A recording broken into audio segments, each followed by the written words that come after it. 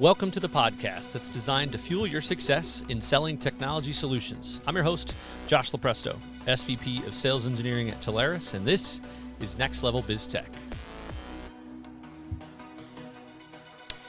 Hey everybody, welcome back here. We are on this week with the wonderful, the amazing Mr. Nick Hawley of Portfolio Communications, and we are talking about cloud powerhouses, more specifically managed services, elevating Azure and AWS. Nick, welcome on, man. Hey there. Hi. Thanks for having me, Josh. Excited to get you on, man. Love Portfolio, awesome partner. We're going to talk about you guys in just a second. First of all, though, I want to hear about you. Tell us a little bit of backstory. How'd you get into this field? Was it linear? Was it windy? What was it? It's super linear, the standard path. Got a biochemistry degree and a molecular biology degree and started off as a lab bench scientist. So obviously things didn't go quite as planned for those years out of high school and college, and you start to think of what you want to do with your life. And now here I am, basically a partner advisor and an agent. So a little different. It was a lot of steps. I gotta ask, like, how do you, first of all, I don't think we've ever had anybody with a molecular biology path on the call That you know of. That I know. I've learned a lot of crazy things about people on these calls. But how does that, where does that pivot happen? Where do you go, all right, I'm not going this way, now I'm going this way? Chance. I think just life presents opportunities and they sound interesting. And I'm an investigator by nature. That's probably what drew me to science. I had a very long career ahead of me, a very long path to get to where I thought I wanted to be, which I think would have been fascinating and interesting. But it was going through med school and becoming kind of a hybrid of research and a physician. I sort of knew exactly how things were going to go for the next 10, 15, 20 years. You know exactly how hard the workload's going to be, and the amount of money you're going to make is all very predictable. And it's a painful process. And so I was going to take an extra year off before med school and just had a very fortunate opportunity present itself. It was a friend of mine who said, "Hey, you're always for trying things way outside your comfort zone." He said, "You should try doing sales for a year, because no matter what you do in life, it'll help you out having done this." It's kind of like being a server or a bartender at a restaurant. You get a better understanding of people and I think everyone should do those types of roles at least once in their life, because it helps you out. So he offered me a job kind of on the spot, and I took it and really liked a few things about it. Not a sales guy. That's the part I didn't love about it, but I love the competitive nature of it. And it got me into the tech field. It was a SaaS company, and it was just sort of one thing led to another there. And now here I am, 12, 13 years at Portfolio. Love it. Let's talk about that. We had Ray Clausen on in a previous season. If anybody hasn't listened to that, you're missing out. Go back and listen. Why am I even here if you had Ray on? He's the smart guy at Portfolio. So. Hey, turns out there's a lot of smart guys there. So we got to talk to them all eventually. Yeah. Tell us a little bit more about kind of your role, who Portfolio is for anybody that's not familiar, and kind of where do you guys differentiate in the market as a partner? Yeah, so we're a Pacific Northwest base. Started off as a legacy telecom agent, like a lot of the ones. So Portfolio is over 20 years now, and had those first years that so many did when it was PRIs and MPLS, frame relay, all those types of circuits.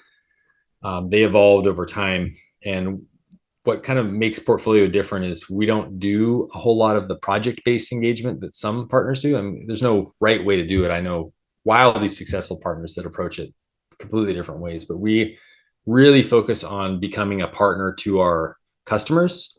So at times we'll have 6-9 months of advising them, meeting with them, just talking about projects they're working on to just help them with their business that don't result in any revenue for us. We're not selling anything. We're not bringing any vendors to the table, but eventually over a long enough timeline, what that leads to is we get wide in the company, because we end up talking to people about a lot of different things within their business, and we end up doing absolutely every project with them over long enough. So I think that's what differentiates Portfolio a bit is we have such long-standing relationships. We almost never lose a customer under any circumstances. So it's a lot of fun.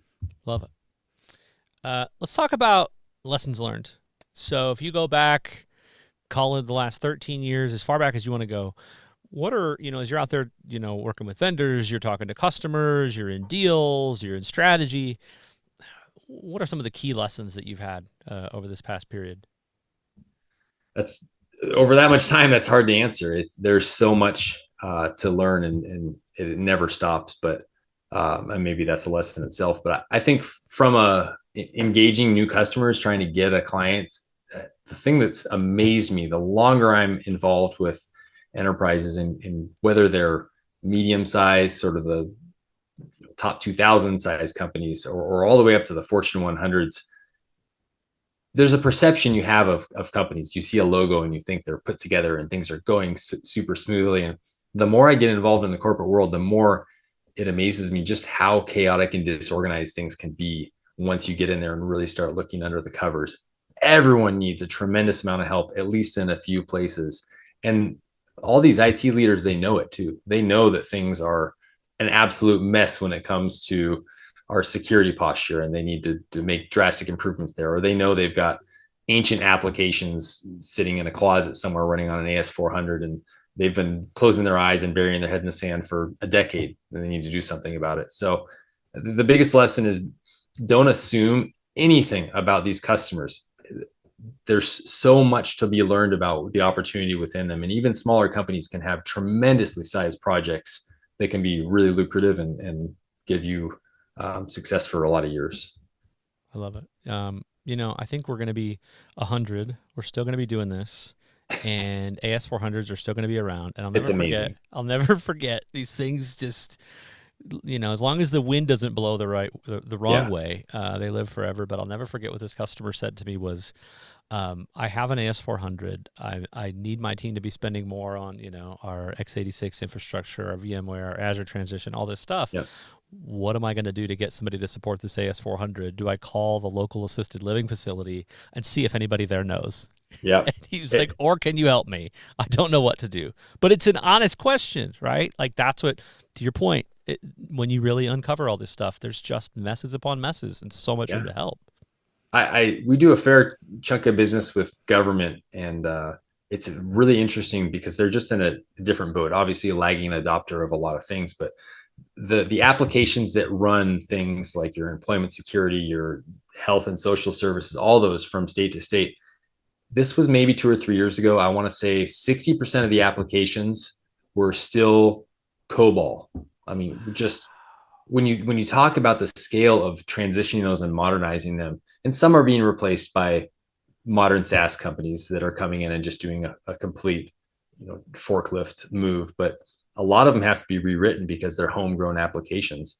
That process is going to take so long, and yet the other statistic that went with that was that the average tenure of the folks working for the state, I think they were something like 70% of them were within 5 years of retirement, or within 10 years of retirement. So you add those two things together, and it's a bit terrifying considering you're not getting fresh kids out of college that know COBOL real well.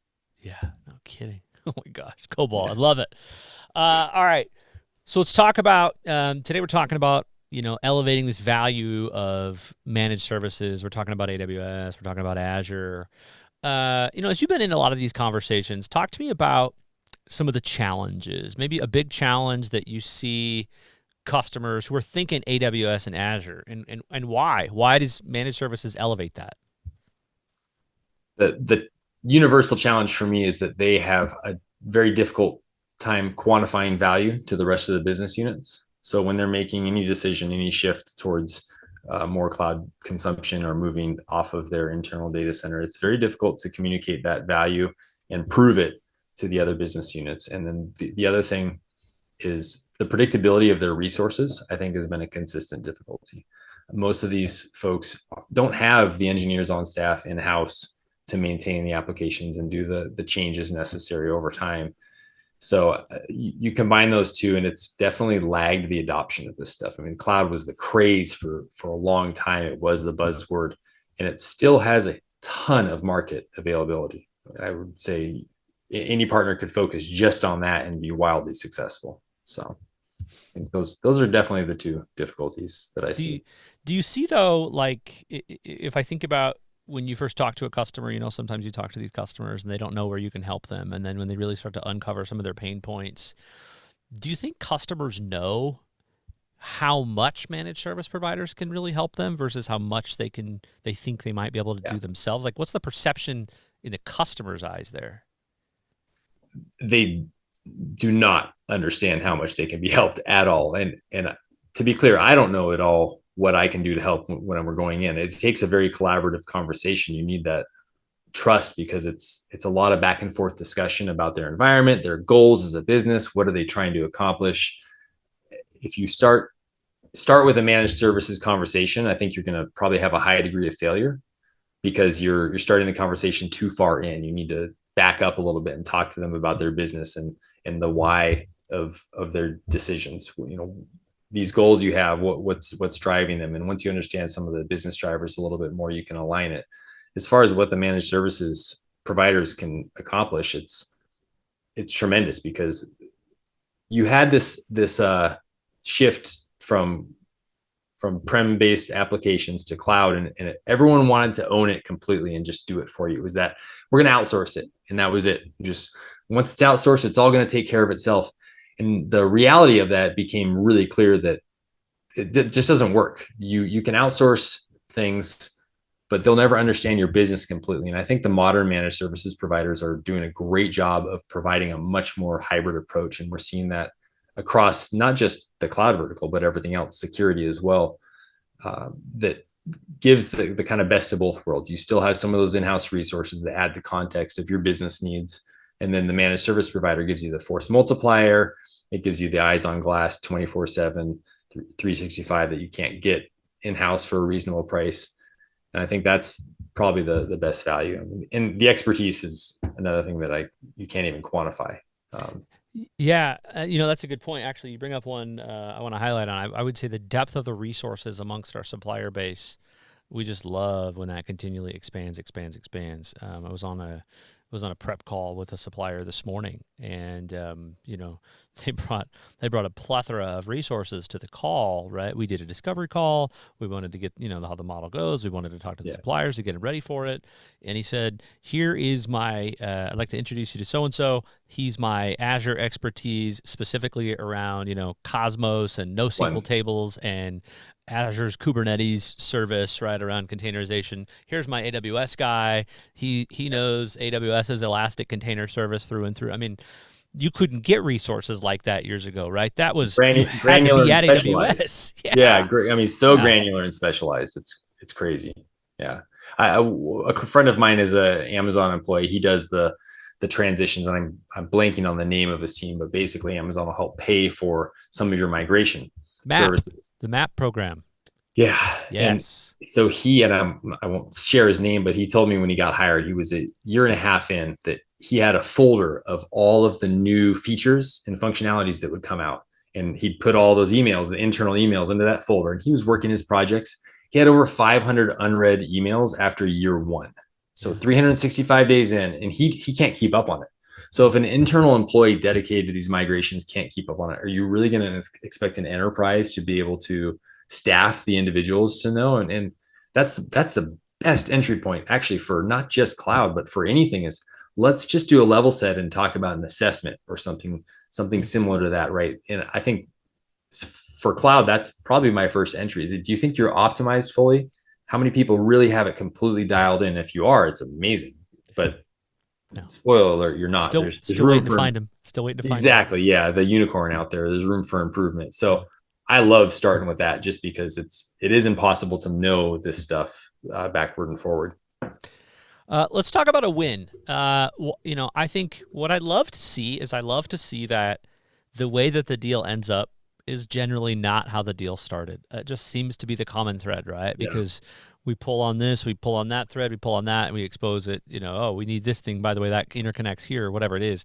So walk me through a journey where you got, you got to work with a customer. They said the problem might have been X, but ultimately it ends up being we uncovered all these other things, and here's the solution that went in place in the end and what it did for them. Wow, that's kind of hard to pinpoint. You're making me index 12 years of deals here. Just pick one. Yeah, exactly. Give me a second. Can we take a break? I think I don't have any necessarily, because of our approach, that we started out going in with one particular project and it shifted somewhere else. We certainly discovered things as we pursued a goal, because you work with someone for a while, you've got your goals, and you start down the path, and then you turn over a rock, or in this case, a few contracts, and you start discovering things. I had one customer where we had discovered the CIO had been, I guess maybe I don't want to use the word embezzling, but he had been finding a way to get money to himself that he probably shouldn't have been earning, and that was in the course of a project. We were able to find those documents in the paper trail and prove it, which was pretty wild. It was the former CIO, I should say, just to be clear. That was pretty unexpected. And I think outside of that, it's hard to think of deals that start in one direction and go a complete. Well, I mean, I think that's a pretty good example, right? I mean, the way that you guys work some of these projects, it just uncovers and pulls in who knows what. It is a little focused, right? So as it pulls that in, I mean, obviously that customer trusts you to say, hey, something squirrely's been going on. How can you help us here? Yeah. And if you go through battle like that, that's a customer for life, right?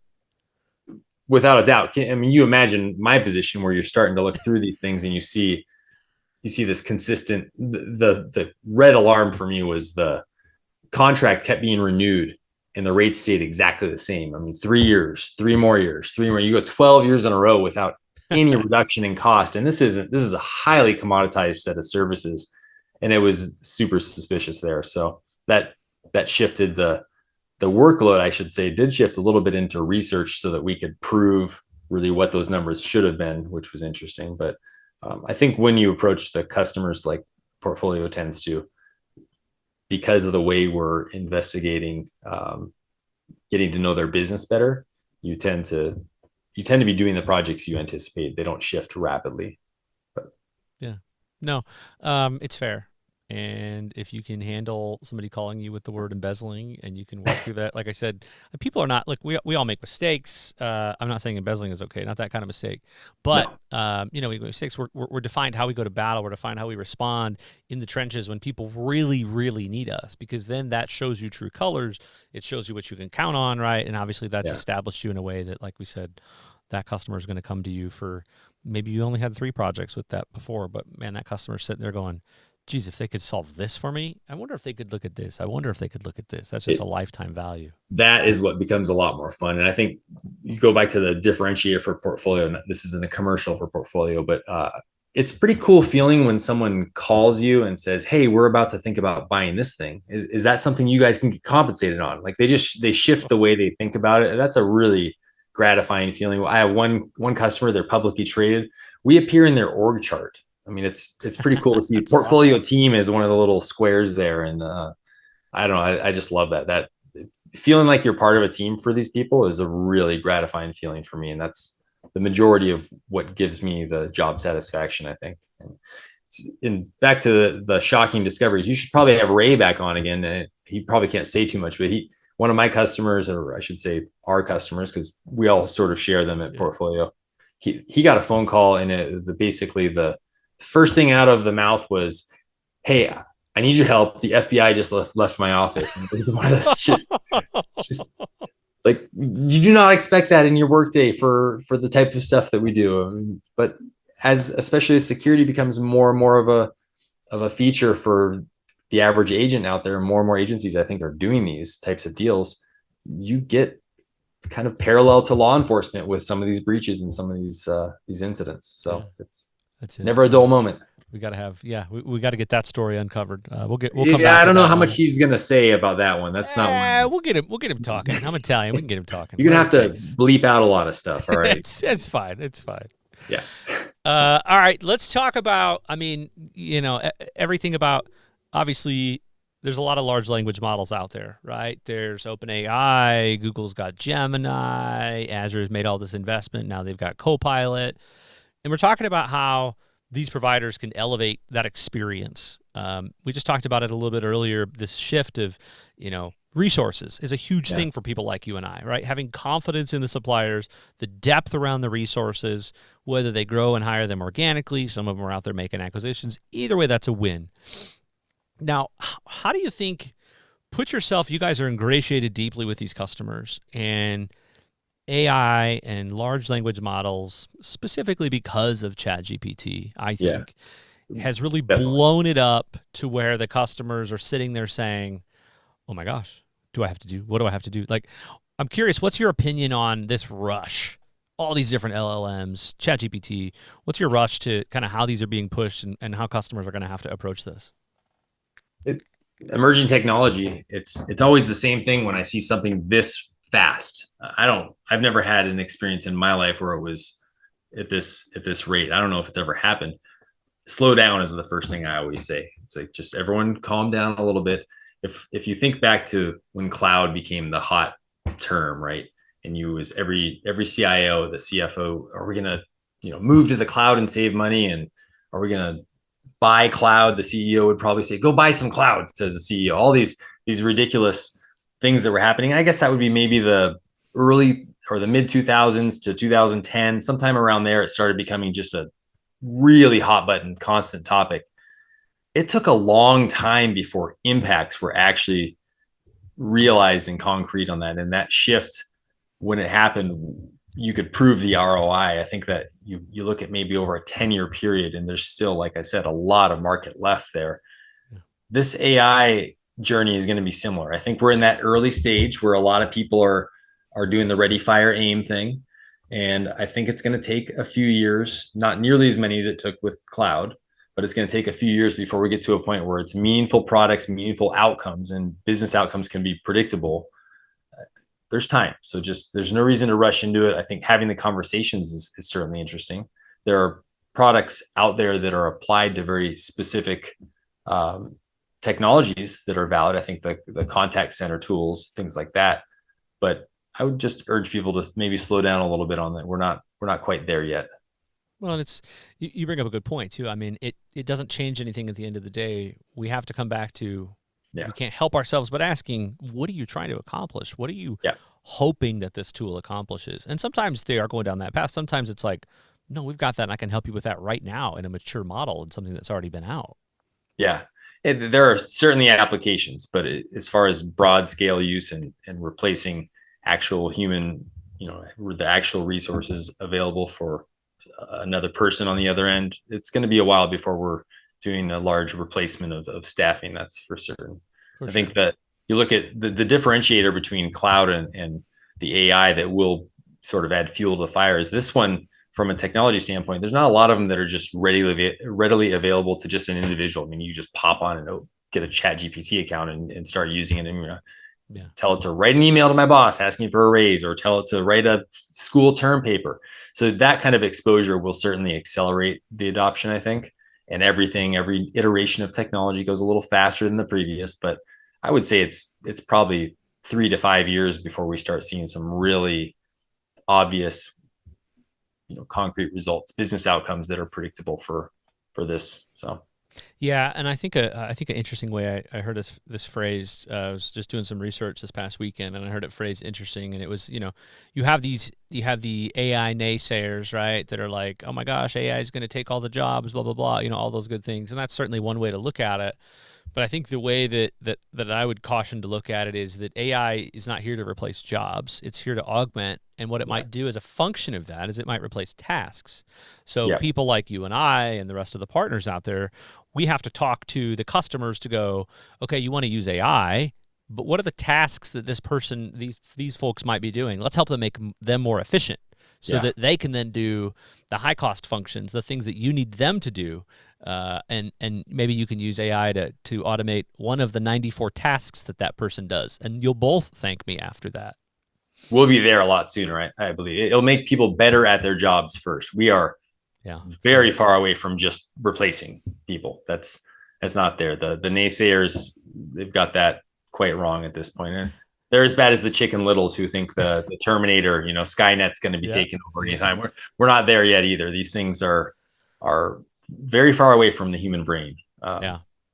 But acceleration of technology, moving pretty It's fast. it's wild. Let's talk about risks in that. I mean, let's maybe wrap this thought up with, if I'm an organization and I just don't want to take you up on these conversations. I don't want to have it. What's my risk to an organization if I just bury my head in the sand. I don't want to look at hyperscaler. I don't want to look at private cloud. I don't want to look at AWS. What happens? Oh, from the cloud, not just the AI. You mean cloud in general? Yeah, AI and cloud, and I mean just Yeah, all these things yeah. we're talking about. Let's talk about risk. So I've got a Luddite customer that doesn't want anything to do with technology. Yeah. You're going to get left behind eventually. It may take a long time. The businesses operate in mediocrity for decades and still somehow hobble along. But I think if you look at the retirement that's coming from the whole boomer generation as they continue to leave the workforce, you're backfilling those with grads who were, for lack of a better term, indoctrinated onto these platforms. They had Azure and AWS and Google as tools that they learned on throughout their years. And so not only are they going to be less willing to go to places that don't have these types of tools, especially if they have the option, but they won't be equipped to manage those types of applications as well, I think. So that's probably one of the challenges. And that's going to very slowly chip away at your business. And I think it will erode it over time. You have to be looking at this a little bit, right? Yeah. No, I mean, that's a really good way to put it. I mean, I forget that stat too. I read a stat that talked about the amount of folks that'll be retiring over the next 5 to 7 years is at a quantity more than it's ever been before. I mean, obviously, every generation sequentially has retirement, but the quantity of it to that point, which A, takes knowledge out of the organization, and then B, in that, to your point, I wouldn't want to work at a place that didn't embrace technology. So you're losing that top talent. Yep. Yeah. I mean, I have a close friend that worked for Pokemon for an entire career, and he retired, I think, 3 times. I mean, they just kept calling him back up and or just a couple more years and help out and help get this person up to speed. And that's going to be a real unpredictable thing for us in the future. I don't think quantifying the pain of all those retirements is really hit home yet. So fair. Let's see. Final couple thoughts here as we wrap this up. So let's talk about advice. So you've got other partners out there listening, maybe people that are in this area, haven't ventured in kind of down this hyperscaler track or this cloud track. Maybe they're focused on other technology areas, but what's your advice for another partner out there listening to this that want to jump more into this cloud and into this hyperscaler side, but really haven't done that? They haven't had those conversations with the customers yet. What's your advice there? Don't be afraid to ask questions of your customers. Ask for access to more people, new people in the organization.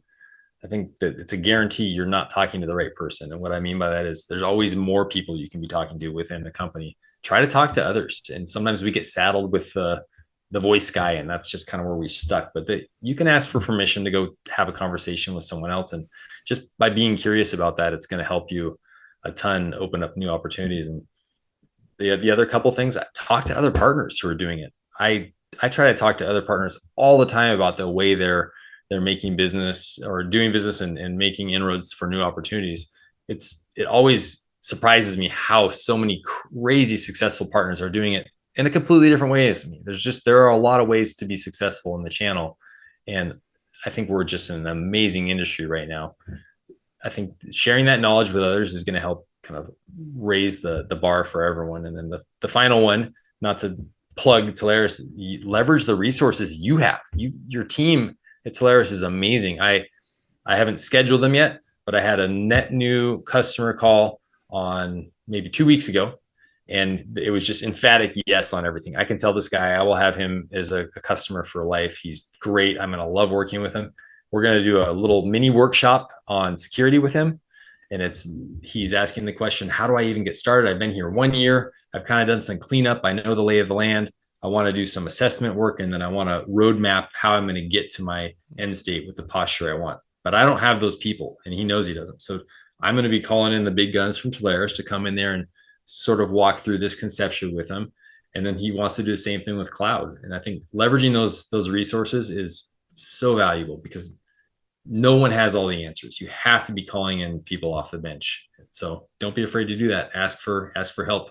Love it. Yeah. No, I run away and I ask Ray for help. It's like, and then he brings up the FBI thing again. Don't ask me any questions until Ray is sitting next to me because he bails me out. And for those of you who don't know, he's our solution architect and someone knows so much more about IT than I ever will. So I love it. All right, final thought here. So let's look at the future of cloud, the future of managed services. So just from Nick's perspective, you see the supplier landscape, you see how the customers are buying, you see things like talent shortages. I mean, where do you see the cloud and managed services going here in the next couple of years? Any innovations you're kind of on the lookout for, or what's your parting words there? I don't know if it's innovation, but like I said, more of these managed services companies are having very smart hybrid approaches to the conversation. More of them are doing the baby step of doing an overall assessment just to give you a health check. Those are great inroads. There is a ton of lagging adopters out there. There are so many opportunities. We have a lot of growth yet to go.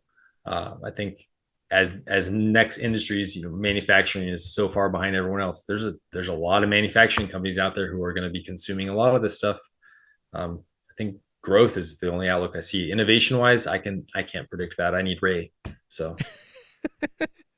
or can I call in a Telarus resource? Is there a hang on? We'll allow a phone. All right, I'm going to call Kobe. I'm going to phone a friend here, and Kobe can come in and he can answer the question on my behalf. But I still get credit for what he says. Absolutely, okay? Absolutely. Take all of his words as your own. Yeah, just like you got to call the expert in, and then they do all the smart talking, and then the customer thinks that you're smart somehow, which it just works. Propagates the problem. I got to say. Yeah, success looks different all over the place. Yeah. I love it. All right, man. Nick, that wraps us up. I really, really appreciate you coming on and doing this, man. A lot of good conversation here. Yeah, thanks for having me. I love the podcast. Keep it up, man. Awesome. Okay, everybody. That wraps us up. I'm your host, Josh Lopresto, SVP of Sales Engineering at Telarus. This has been Elevating AWS and Azure. Until next time, go subscribe, Apple, Spotify, wherever you're at. Next Level BizTech has been a production of Telarus Studio 19. Please visit Telarus.com for more information.